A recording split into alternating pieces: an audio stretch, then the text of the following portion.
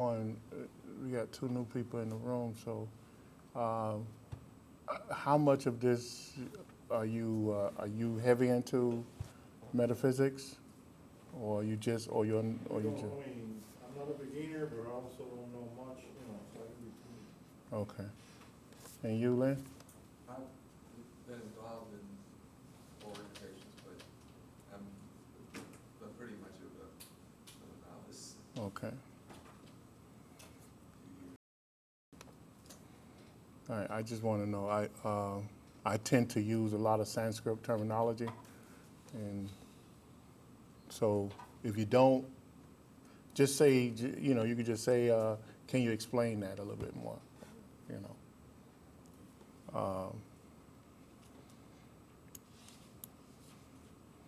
So I want to push on. What's some of the people you studied in this? You have any favorite books or organizations? Basically, I come from a Rosicrucian background. Rosicrucian, okay, that's good. And that's basically All right. what I learned. You too? Rosicrucian and BOTA. Okay, okay.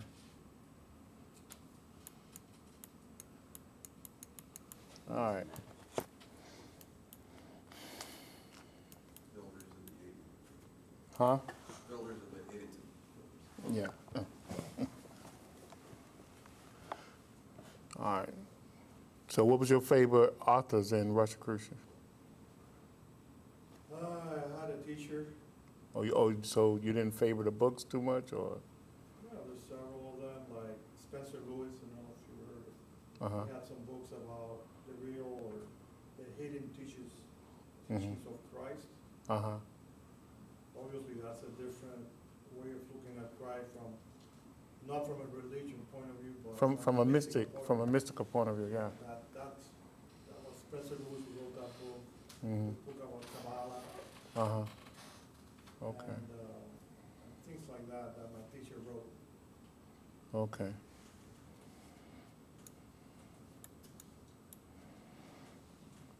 All right, we well into this. We stopped at the chakras, or we finished the chakras last week? Where did we stop off at? I can't remember. Huh? Mm-hmm.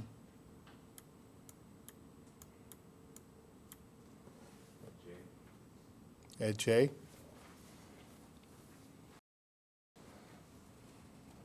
Okay.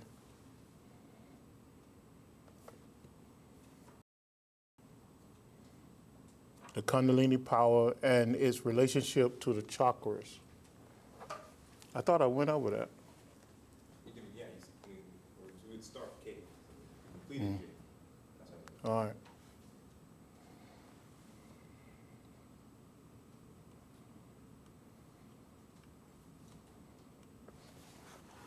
Okay.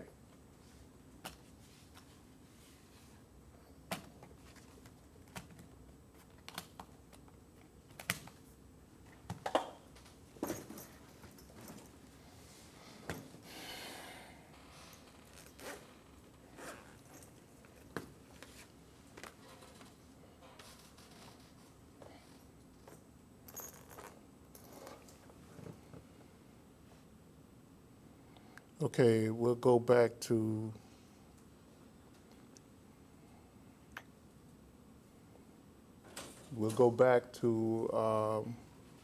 I, and then come back to J and K. Okay? As we went over this last week, and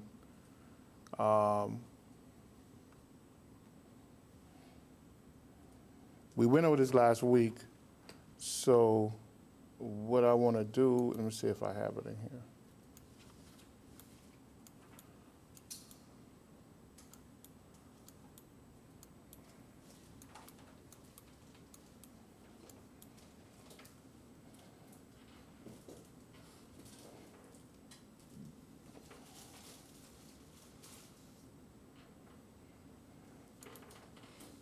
Well, I'll briefly go back over it.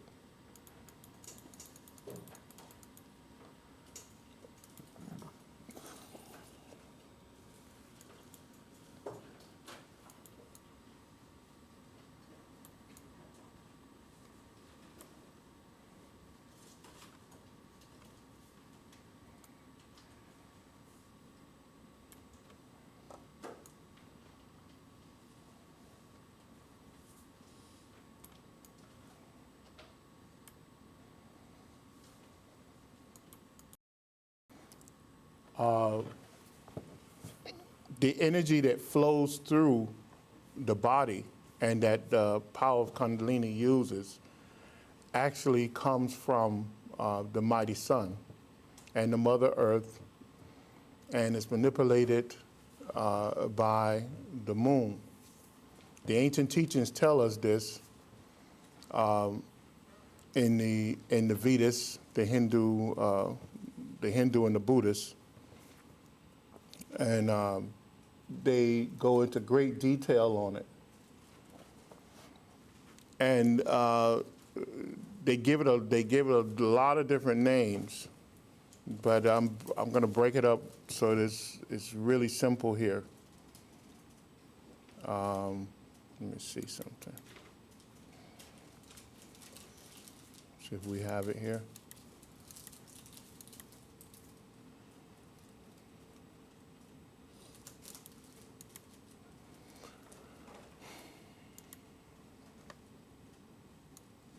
I think I gave everybody this package.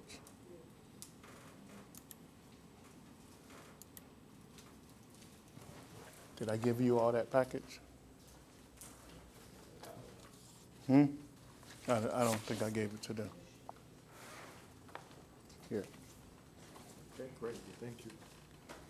So the Kundalini is a result of the soul being directed to actually pull down this Shakti power from the universe, and vow the sun, the earth, and the moon, in a sense. And what it does, it concentrates this Shakti power and push it down what is called Shushumna in the body. And Shushumna is the little tiny hollow passageway within the spinal cord, right?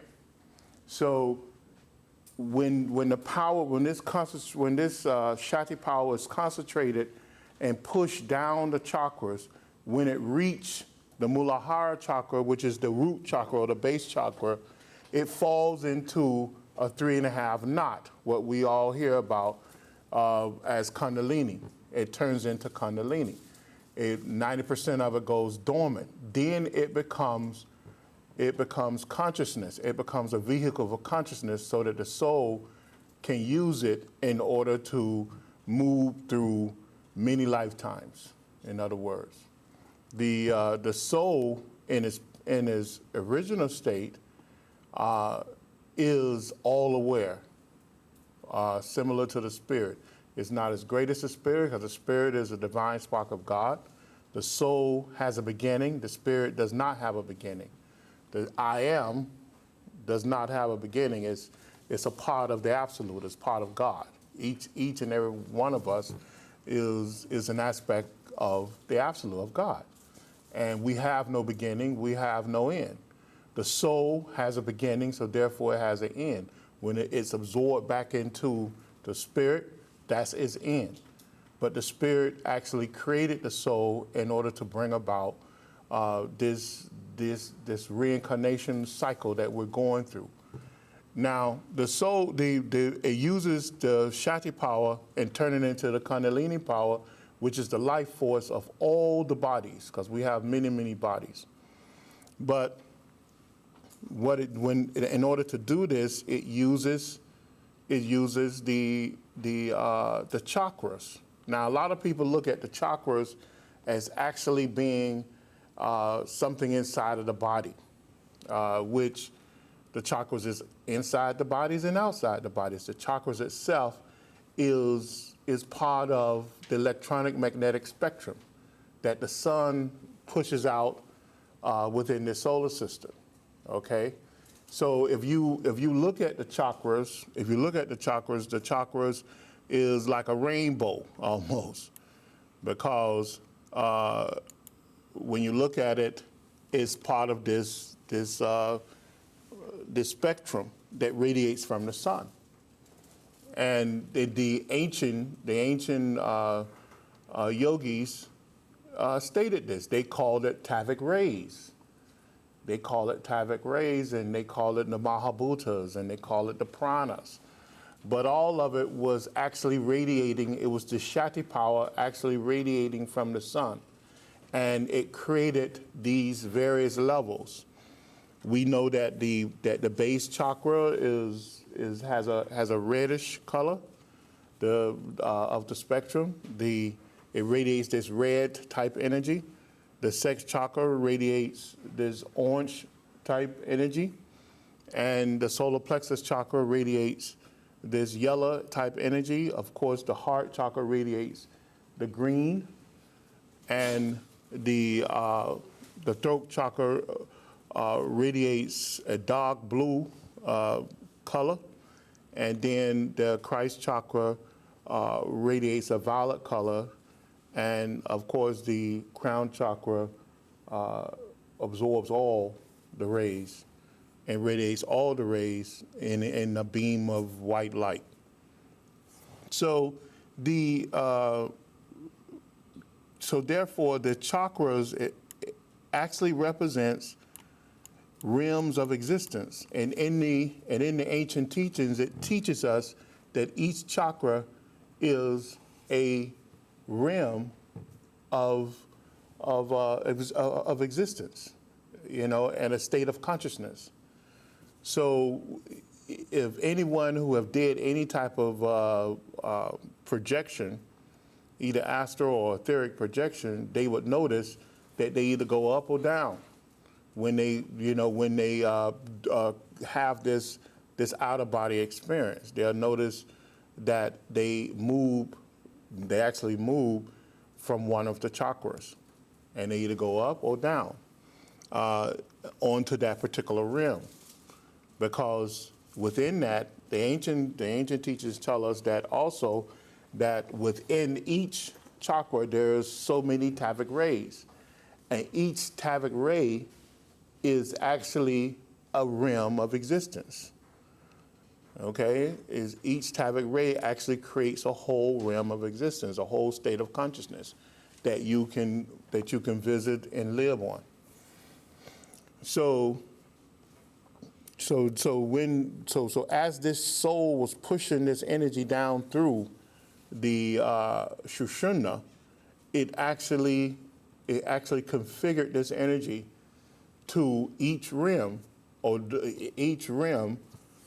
within the chakra, and connected itself throughout all the rims that man will have to travel back through. It created a pathway, in other words, and locked that energy into that beam of energy, and which became a vehicle of consciousness that's locked up from us. Now, when the Shakti power goes into this state of dormancy, and basic consciousness is formed, and the physical body is allowed to be formed, and we are allowed to move into the physical realm and begin to go through many, many lifetimes where we die on this physical realm and go to a more subtle physical realm, and then live there for a while and be reincarnated, but constantly progressing. All right, until we unlock this Kundalini power and push it back up Shushumna, and have the great meditative states that Buddha had, that Jesus had, that all the Sri Krishna, all the great masters went through in order to break this wheel of rebirth, okay, and go into a state of ascension. So until then, we move and learn our lessons through the many reincarnations on this physical plane, going from one life to the next. So the Shakti power, where are we?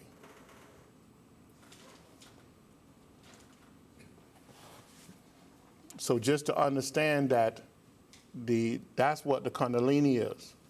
Now, the chakra petals within each chakra is one of the things that once this Kundalini power, as the Kundalini power is falling through the Sushumna, the soul deposited the chakra petals, or the sound, the BJs. In the ancient teachings, they call it BJs, which is actually the chakra petals or seed mantras. It has a sound quality to it that locks in or has a signal of power that you can that we can actually tap into in order to release energy, from the flow of energy radiating from the chakra or from the lines of force that the chakra creates. So all of these petals were deposited as it went down the spine, and it created this, and that's the pathway that I'm talking about that it created. So it left 50 petals in 6 chakras, right? It spread it among 6 chakras, and those petals, there's 4 petals in the base chakra. There's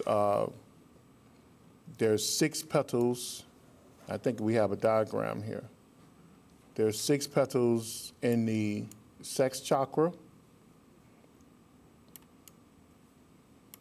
and there's 10 petals in the solar plexus chakra, 12 petals in the heart chakra, 16 petals in the throat chakra, and 2 petals where all in the Christ chakra. Now, as this Kundalini falls into a dormant state, it releases a sound vibration. This sound vibration is denoted in the ancient teachings as the 4 states of sound.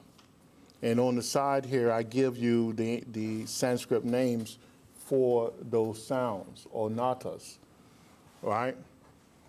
And these sounds are carried from the solar plexus center, from the Muladhara, the root chakra, where the 3.5 knot is carried up through the rest of the body, through the nadis. The nadis is a flow of energy, or lines of force. It's lines of force that carry a flow of energy. And these nadis travel back up through the chakras, and it enter and exit the petals in order to lock us into all the realms of existence on a physical and mental level, okay? And that's what makes the body work. That's what have us, in other words, it locks us into the physical, mental, etheric, emotional bodies for lifetimes. And these nadis reconfigure the aura. Everybody heard of the aura that's around the body. These nadis reconfigure the aura, because as they enter and exit the different nadis, the different nadi knots, or the petals. The petals are the nadi knots. It creates different layers of the aura that we have to work through. Now, the petals are actually the original samskaras of the aura. Everybody know what samskara is? No. Samskaras are actually, what's the best way, is impressions on the aura. You have this aura around you, and this aura radiates the life force within the body. Well, the original impressions placed on the aura when we took possession of our physical, mental, etheric bodies was actually placed there by the soul through these petals. That's what that's what the petals represent. They represent the original scars or impressions on the aura, which has tremendous knowledge and information within it. And that's why we strive to concentrate, contemplate, and meditate.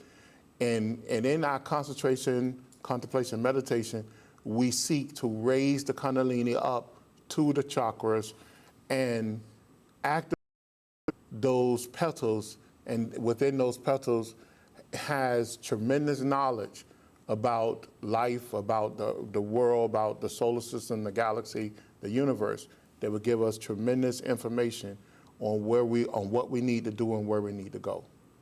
Okay? That's always there from life to life. It's always there. It's always there. It's within you. It's within you. Only thing you need to be taught is how to access it.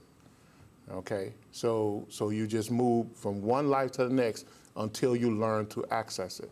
And when you do learn to access it, you see what happened in the sense of Confucius, Laozi, Krishna, Sri Krishna, the Lord Buddha and Jesus. This is what happens when you can access it.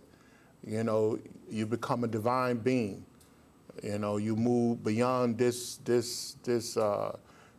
realm of existence, and you live in an ascendant level once you have accessed it and broke the wheel of rebirth. Okay, so that's what. So this when these nadis leave the Kundalini in creating all the bodies, that's what it actually does. It leaves and it creates a pathway of 242,000 pathways of these nadis when they leave the base of the spine. And it's what actually happens. They describe it in the Hindu and in the Buddhist teachings. They say that the Kundalini sings the celestial song, and when it sings this song, it releases these lines of force, which are called the nadis, and it builds the bodies of man. And it says that the whole becomes the not whole, because each one of these nadis carry with it tremendous power throughout the body, and it terminates at the Christ center, or the third eye, and what it does there, it creates a window to the physical, mental, astral, and etheric world. So you have two eyes, you have the two nostrils, you have the two ears, and you have the mouth, which represents the three powers of the nadis, which is the Pingala nati, the Ida nati, and the Shushuna nati. Now the Pingala nati represents the vital energy of the nata, which is the lower lip. The Pingala nati represents the vital part of it. The Ida nata represents the mental part of it, which is actually the top lip, and then the Shushuna represents the tongue. The tongue represents that, which is actually Shushuna is actually the idol and the Pingala energy, which is a positive and negative energy, working in unison, working in a straight line. The Shushuna in the base of in the spinal column, these two energies flow in a balanced fashion up and down the spine, and it's called Shushuna. It's a neutral power, but it's a balanced power. Outside of Shushuna, Ida and Pingala is a positive and negative energy that flows opposite to each other. And it only comes back together through within the chakras. Within the chakras, it enters the chakras and it goes through the chakra petals.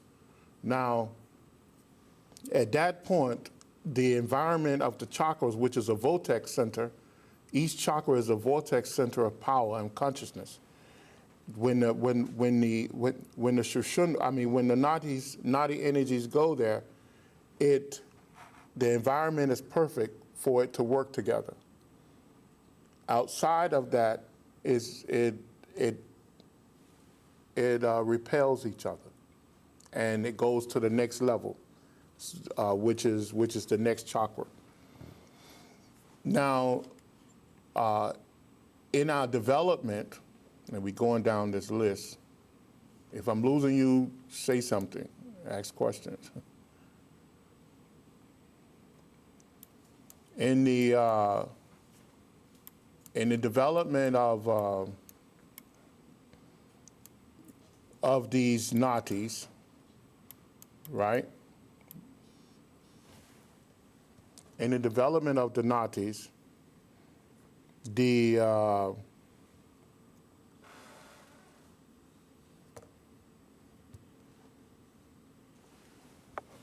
in the development of the nadis, we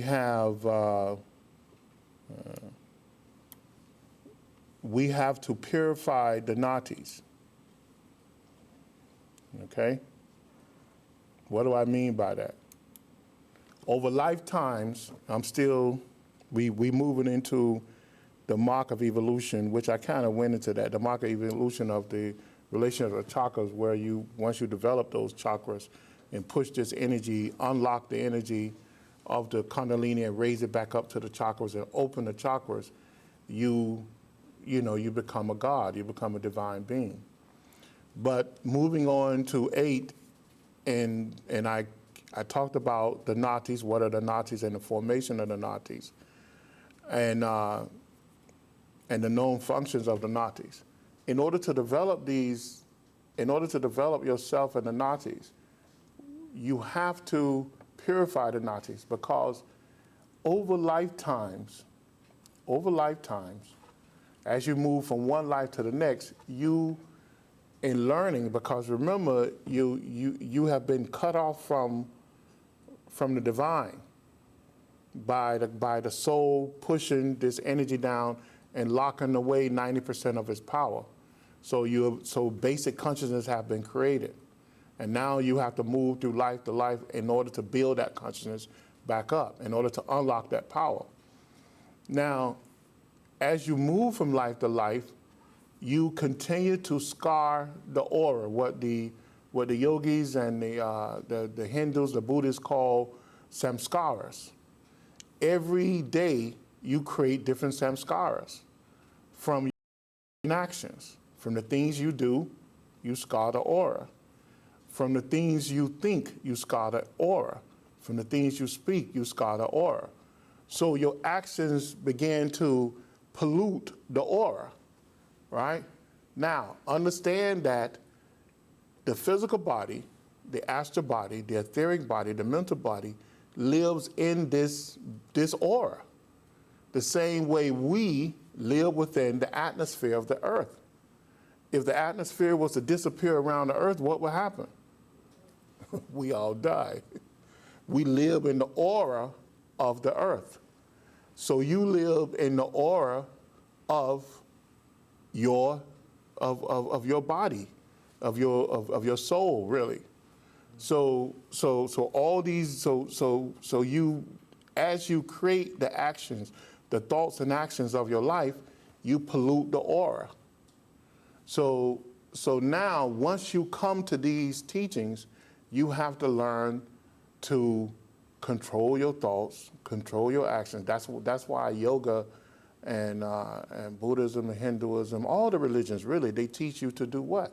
They teach you to control your thoughts. Your thoughts and your actions. Because why?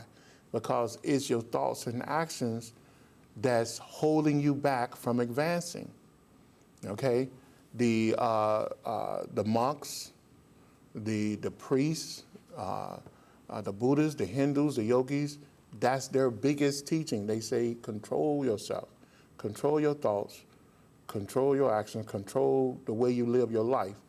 And you, by doing that, you slowly begin to rid the aura of contaminations, because contaminations start on a mental level and it manifests on a physical level. But when you begin to control your mind and your thoughts, then you don't elevate it to a negative level. You elevate it to a positive level. Now, all yoga is about purification of the aura. All yoga is about purification of the aura. Whether it's Karma Yoga, which is the first yoga, or Nani Yoga is the first yoga, the yoga of wisdom to teach us, because we have to be taught that Karma Yoga actually exists. And then you have Karma Yoga. Nani Yoga teaches you that you must control yourself. You must live the teachings of the great masters of God and whatever. Then Karma Yoga is the yoga of law and action. So then you place the knowledge you receive into action. All right? And then from Karma Yoga, because you have learned Nani Yoga and you have been taught Bhakti Yoga, Karma Yoga, the next thing will be Bhakti Yoga, which is devotion to God. Because when you receive the wisdom, of God, then it takes you to the law of God, which is karma in action. Then that takes you to, and this is on this chart, that takes you to Bhakti Yoga, which is the yoga of devotion. Okay, so all this leads to purification of the body, of the mind and body. And so you have, and then Bhakti Yoga leads you to Hatha Yoga, which is physical yoga, which is the physical yoga. And then that leads you to Raja Yoga, which is a mental state of yoga, which teaches you to control your mental thoughts, which leads to controlling your actions, right? And then the next one is pranayama, which is a yoga, which is the yoga of controlling breath. Because breath control is that thing that controls life. If you don't breathe, you don't live. We take in energy in three major ways, and that's through food, water, and breath. You stop eating for 3 weeks, you soon will die. You stop drinking water for 3 to 4 days, you will die. You stop breathing for 5 minutes, you die. So the most important is breath. So they teach you breath control, rhythmic breath, retention of breath, and then they get into the advanced systems of breath control. So in order to prolong the breath, right? In order to take advantage of each breath, so that you take in large quantities of breath, so you can feed the organs of the body and astral and mental organs of the body as well. So from there, it leads you into the sacred teachings of yoga, which is mantra yoga, sound. Mantra yoga is a yoga that you have to be initiated into, and it teaches you the knowledge of sound, because this sound, all sound comes directly from Kundalini. And Kundalini, it comes from the celestial song that's being sung by Kundalini. And it's sacred sounds, because sound is the thing that put everything into action. Sound is a vibration. It's a vibration that rings through the whole universe.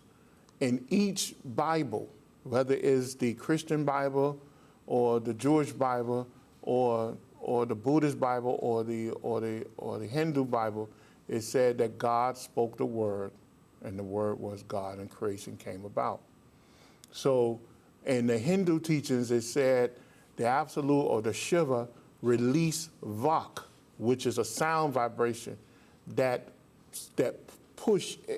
brought about creation, that spun creation into being, that manifested creation.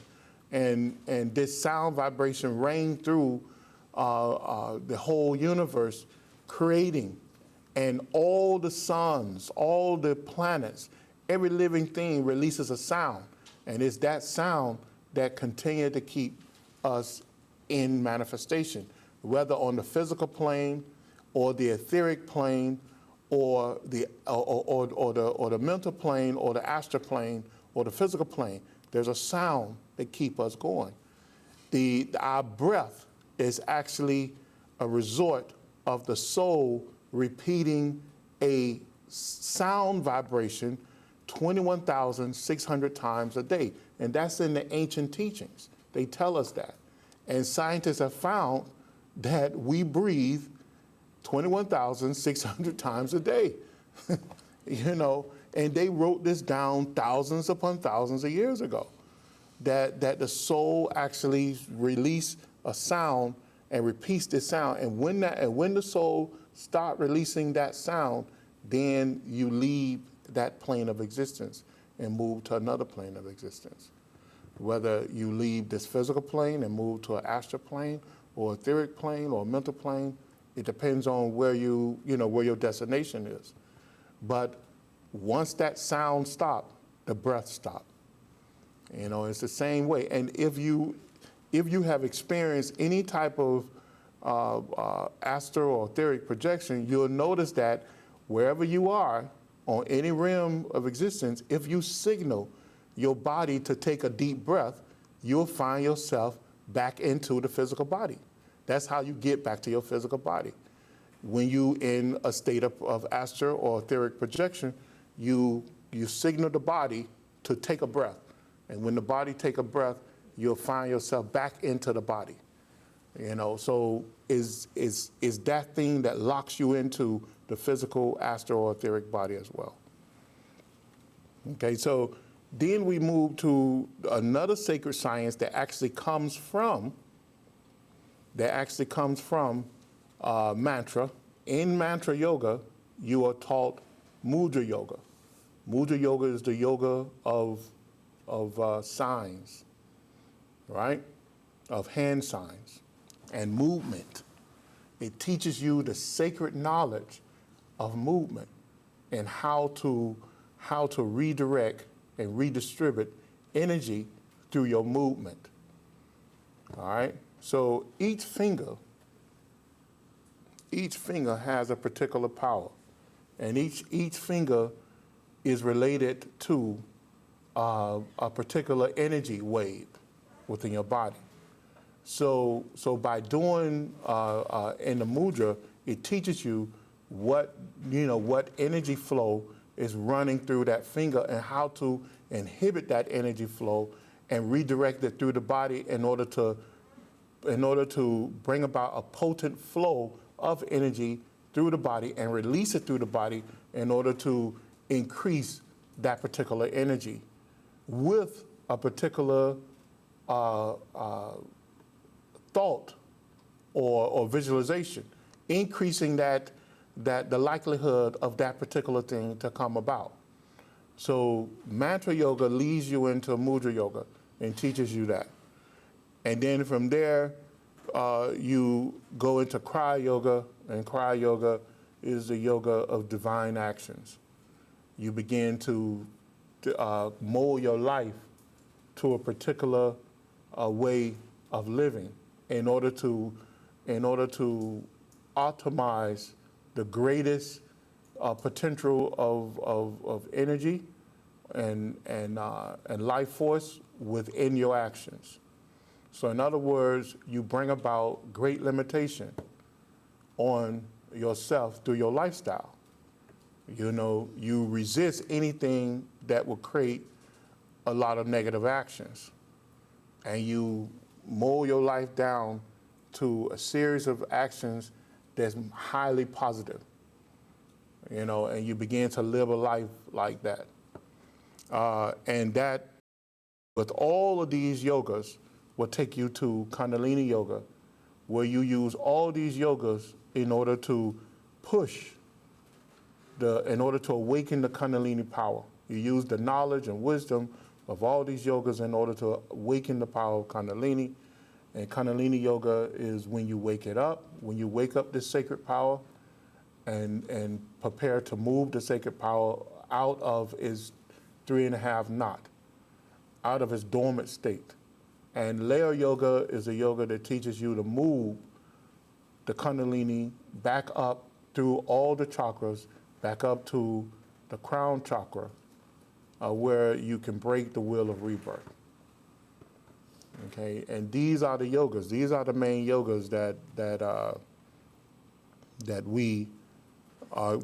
have been given to us as a pathway back to the God consciousness.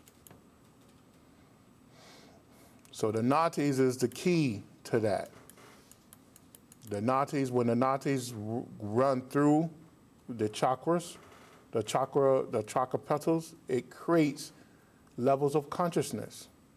It creates the levels of consciousness. When it leaves that root chakra and goes into the each chakra, a level of consciousness is created so that we can work through. Because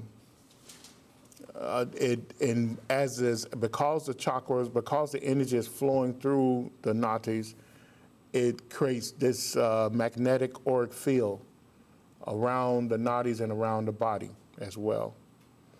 I told you about the sensory organs that's created from the nadis coming up to the commando center, the Christ or Ajna, the Ajna chakra or the Christ chakra or the third eye, whatever you want to call it.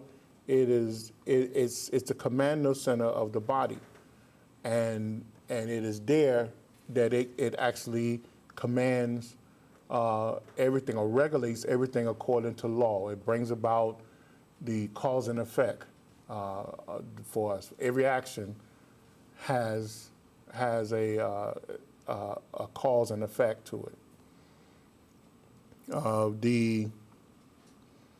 We talked about the sensory perception of the nadis, the purification of the nadis. Over lifetimes, we create bad habits. And because we have lived many, many lifetimes, we have a lot of negative samskaras within the aura, especially in the lower chakras, because it's the lower chakras that we use in order to facilitate these bad habits over many, many lifetimes. So from the base chakra, the sex chakra, and the solar plexus chakra, there's huge deposits of impurities there.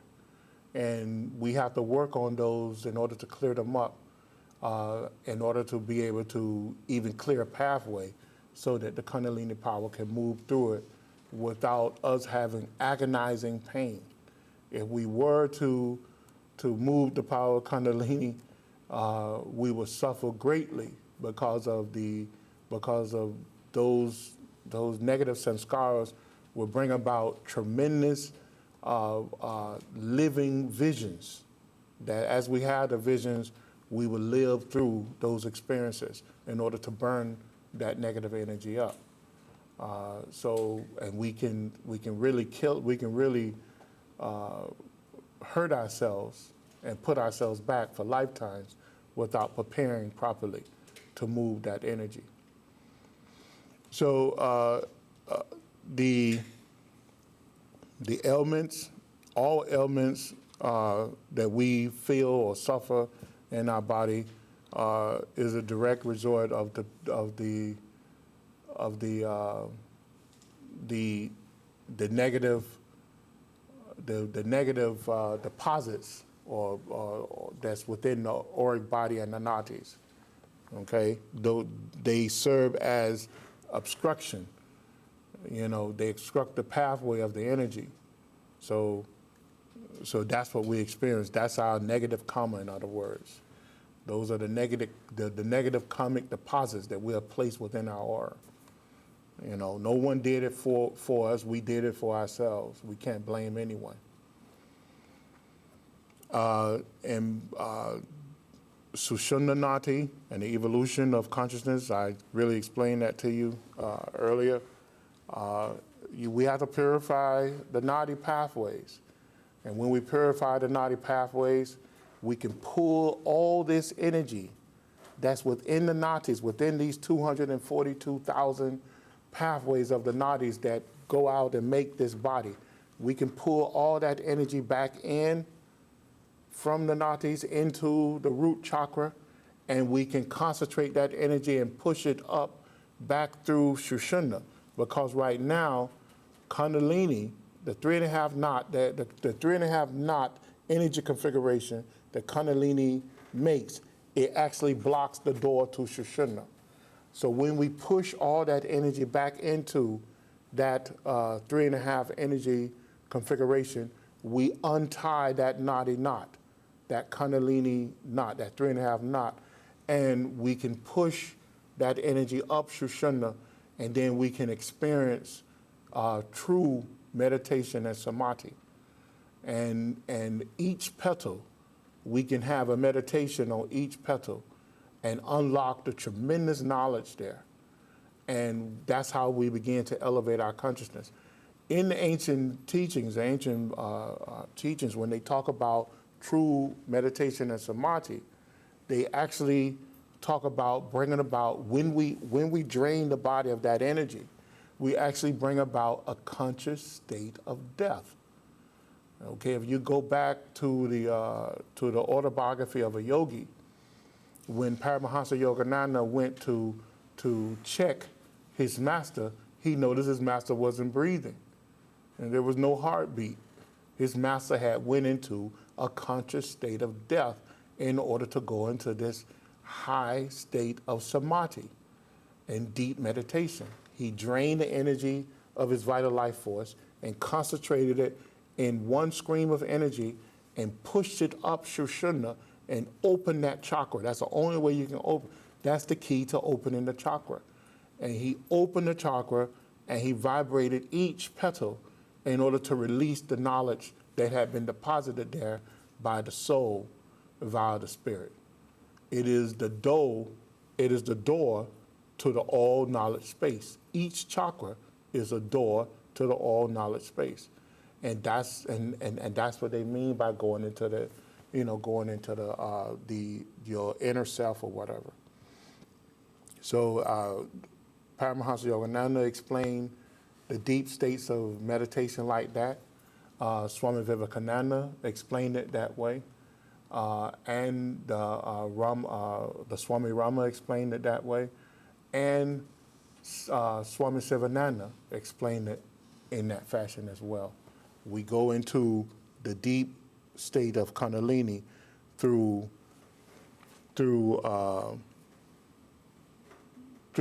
bringing about a conscious state of death. Okay?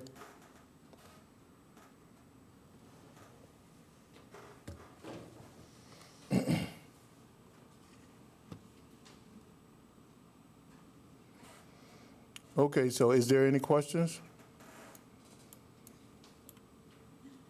I think I went through that whole nadi section.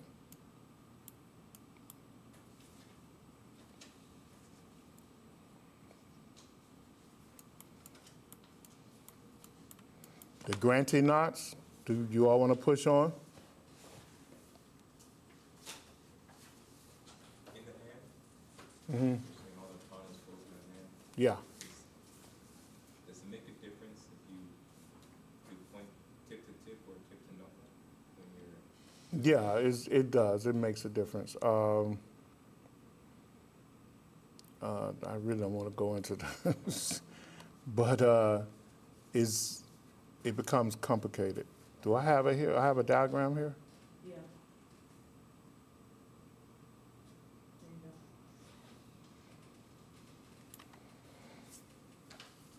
go.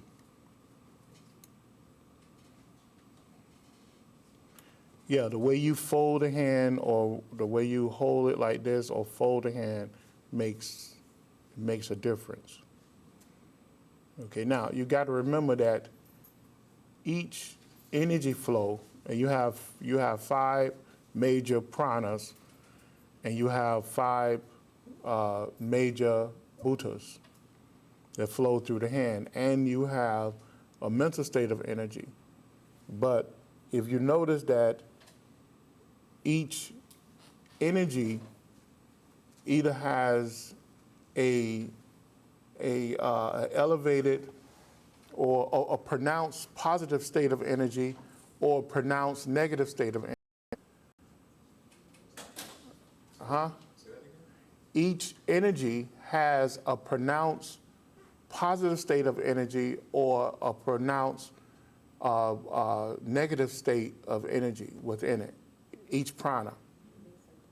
Can you see that? Like an active and dormant state? Yes. So let's say the apana prana or the gross part of prana, right? If we look at it,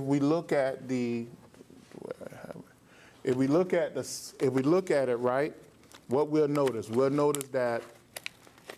that you have different states of solids, right? You have different states of solid. You have a gross, you have a hard solid state, right? Right?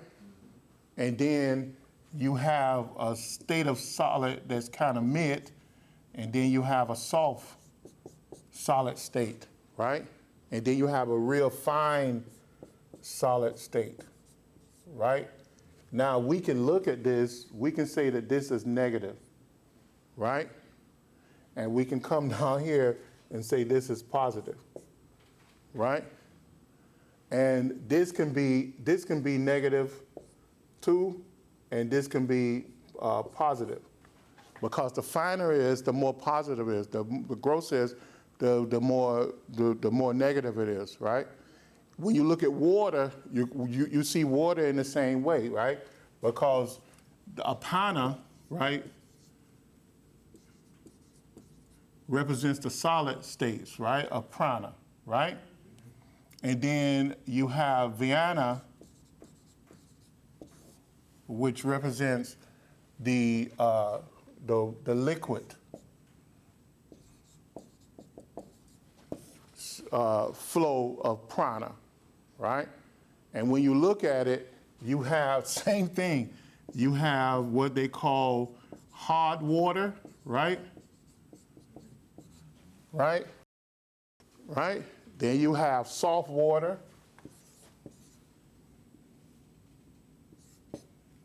Is it FT or S? I'm not a speller. FT, right? And then you have what? What other type of water you have? Like soft, brackish, like those type of things? Well, that's part of the hard and the soft. Okay. You have a misty, right? And you have a vapor. Spell vapor. Okay, it was in my mind, but I couldn't bring it out.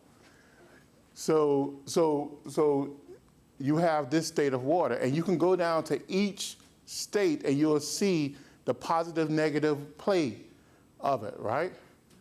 You know, and you have the hard state of water is what? Ice, right? Right? See? So everything has this positive, negative into it. It's not totally positive. It's not totally negative, but it has a play of positive and negative within it. Everything. In order, and of course, we know, according to the laws of creation, that you need a positive and a negative in order to do what? In order to create. You can't create without a positive and negative. You know, male and female brings about child. You know, when you're dealing with energy, you need a positive and negative pole in order to bring about electricity. In order to bring about any type of energy, you need this play of positive and negative, okay? So with all the energy, so the same thing when you're dealing with mudras or the flow or controlling the flow of energy, there's a positive and negative state of being that you have to bring about.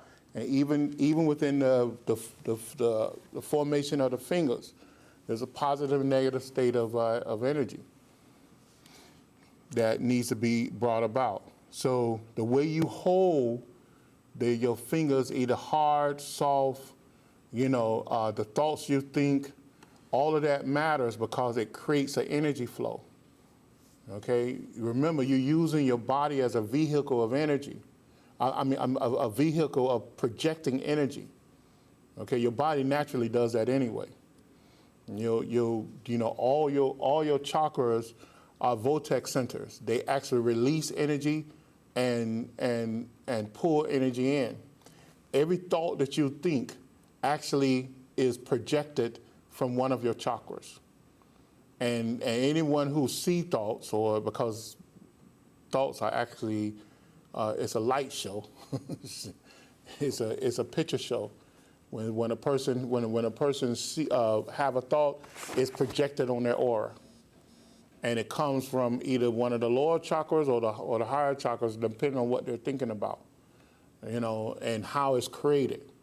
So what you're trying to do with your mudra or your Raja Yoga is to create the perfect thought with the perfect amount of energy so that it can be projected or travel a long distance. Okay, so it makes a difference on how you pull that energy together, restrict that energy, and pull it together.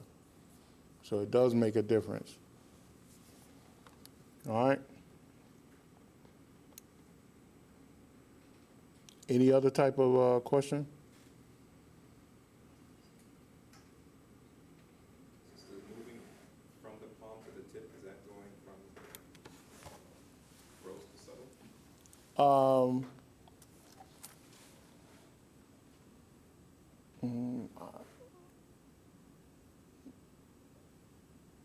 In a sense, yeah. I don't really want to answer that, but in a sense, I don't want to give any technique out. But in pranayama, you're taught to do that.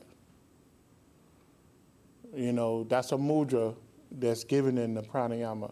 You're actually taught to at least that's the way I was taught, to move from the base to the tip.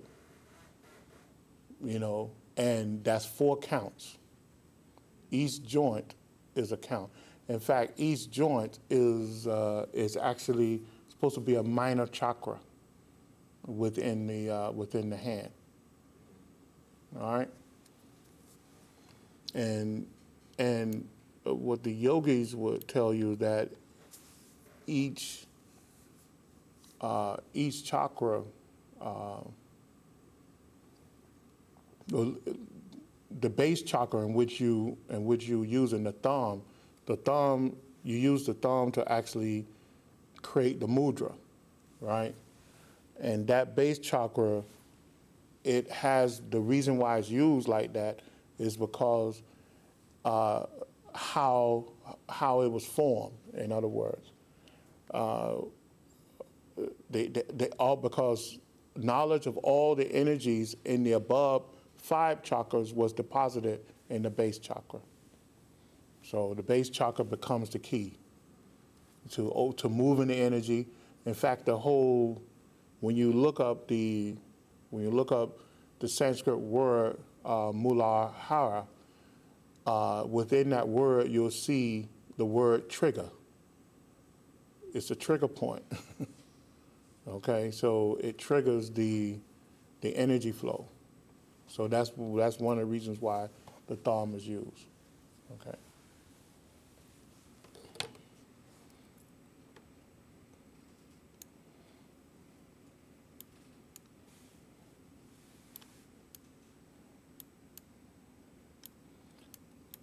Okay, so we want to close out or we want to push on? Is it too much? Let me ask you a question. Yeah. You know what the chakras, coming with this positive or negative, Mhm. they become your thoughts. Is that what it is? Depending on what, say it again? The chakras bring this out. Mhm. Chakras bring this out, and that becomes your thought. Well, no, what I was saying is when you have a thought, Right, because you have a mental body, right. and the mental body is actually part of your aura, right? So that thought is formulated from the energies of the nadis and the aura around the body. Now, in order for that to be projected into the world, it has to exit one of the chakras, because the chakras is one of the floodgates. Look at your chakras as a floodgate. A floodgate brings water in and push water out. Well, your chakras brings energy in. It brings mental energy in, physical energy. It brings vital energy, subtle energy. It brings it in. So when you have a thought, that thought is projected out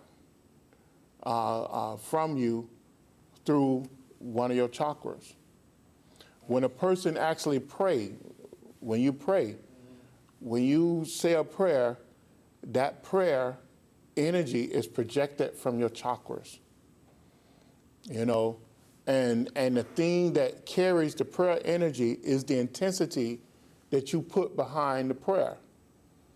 Okay, in other words, the intensity that you can project it, and then the love energy, because love energy is an energy of preservation, right? It's the energy, it's the love energy you place within that prayer that will allow that prayer energy to carry itself from point A to point B. See, if you don't have enough love energy, the energy it wouldn't survive the trip across the world or across town or whatever. But if you put a lot of love and a lot of intensity in that energy will leave you and go to that person and fill that person's aura up with that healing energy that you just released. And it's done through prayer, through actually a mudra. We're going to do it after we finish this class. We always end with a prayer, and we'll show you that mudra and the whole technique of how to project that energy out to a person. And after you do the prayer a couple of times, you'll actually feel the energy moving from the palms of your hands, and you'll feel the energy moving from your heart chakra. You'll feel the energy as it wraps around the head. You'll feel a tightness on the head or the neck. After you have learned this thing, you will actually feel. And then after you finish, if someone touch your hand, your hand will be hot because it have radiated so much energy. And it's a real thing. It's a real thing. So there's a technique to pushing energy out of the body. And instead of doing this in a negative, instead of sending out negative thoughts, you're taught to send out positive thoughts of health, of good health, peace and joy and whatever, through a technique of prayer, of yogic prayer, and it works. So it's not that the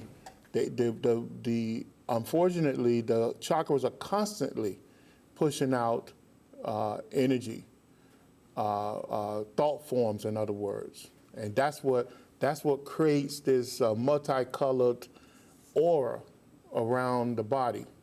If that's what you was asking about, it actually creates this multicolored aura around the body. And I know.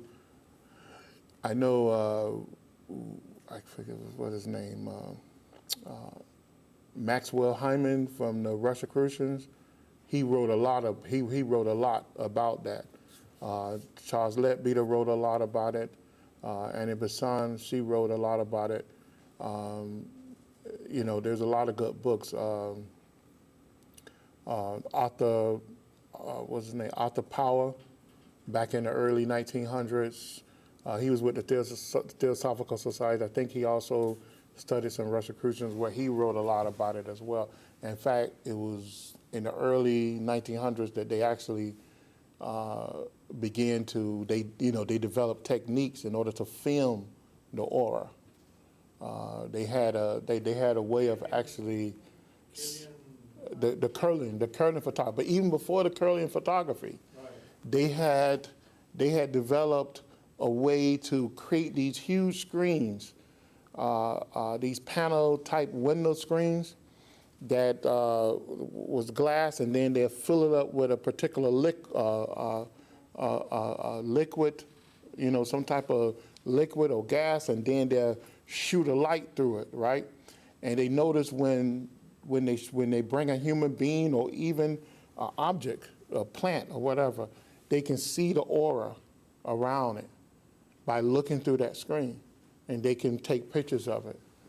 So they was doing that for over 100 years now. But of course, the yogis spoke about the aura thousands of years ago, thousands of years ago. And then all the negative thoughts we have throughout the day and our years, they go out and they hang on our aura because we scar our aura. They leave the residue, and that's what's called samskaras. That's left on our aura. And these samskaras, they die down, but they become seeds. And when we get angry or excited, those thoughts come back. That's related to the thing that we're doing. And that's what gives you the power to do even a greater evil or greater good is from the samskaras. You notice that and samskaras, these samskaras, they respond to sound. Unfortunately, if you notice, we have if a good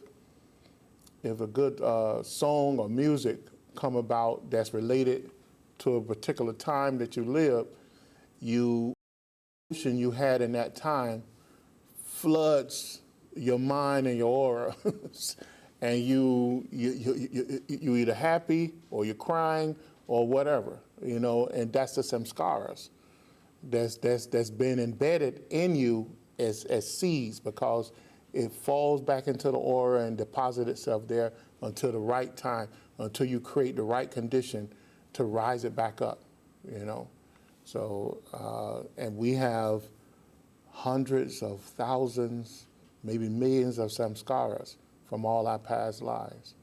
And that's why we keep repeating the stupid things we do, like war, hate, prejudice. That's why we keep repeating these things. Because although we may think that we solved the problem, and then all of a sudden the right condition come about, and those old samskaras, maybe from 2 lifetimes ago, raise their ugly head. Because why? Because you gave it the right configuration to live again. So in yoga, we're taught to control our thoughts so that we cannot feed those samskaras. And eventually they have to die. That energy, those seeds have to be used for something different, because there's no way that it can live again, because we have canceled out any possibility for that type of impurity to live within us. So that's, that's the science behind that.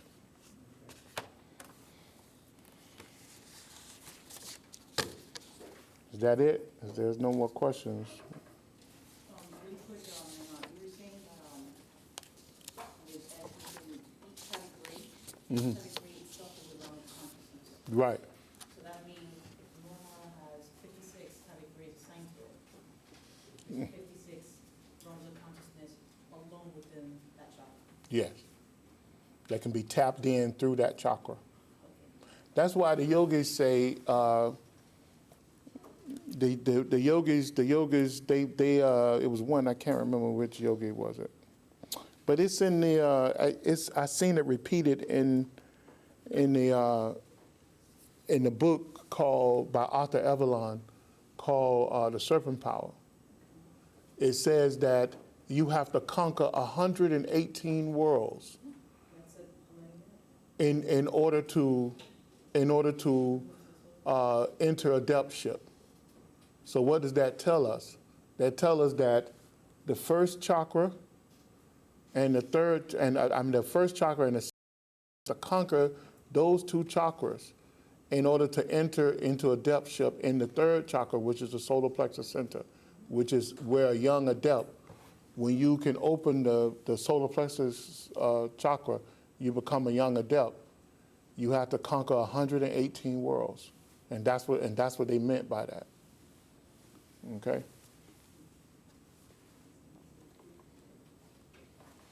So let's go ahead and close out. We stand to the east.